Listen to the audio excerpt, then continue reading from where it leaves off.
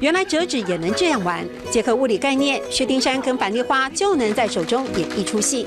我设定可以让他两个谁强谁弱，可是我让他是一样的，所以他的跌倒的机会是1比1，然后两个就可以对倒。简单却极富趣味，眼前看来好繁复的图形，一双手不用剪刀，甚至不需浇水，大人小孩都能搞定。那每一个动作，我们都很仔细的去规划、去计划，让每一个人在操作的时候就觉得说，啊，原来这么简单，原来美不是那么遥不可及。自己的文化之美更在巧妙间凸显。我们看到光是跟客家意象结合的作品就有好多。像我market款式，老师问我想要什么款式，其实都想要，你该听出后，你决定就好。那我们去做油桐花吧。好，油桐花，好，会很难吗？如果会很难的话，我就包退。玄武飘若，趣味的很有意境。怀着感动，洪兴富带他周游列国，行销台湾。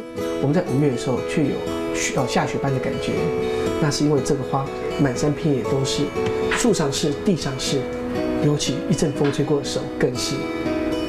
那这种花呢，也代表了台湾族群的韧性跟亲和，让外国人认识5月雪桐花之美。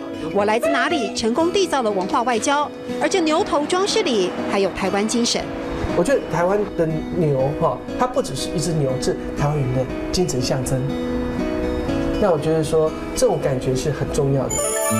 透过这些作品，不只是巧妙乐趣而已，我们看到了用心，也看到了洪兴富深深的自我期许，成为美学文化使者，他有非常强烈的使命感。上爱物嘅款式，嘅天超好。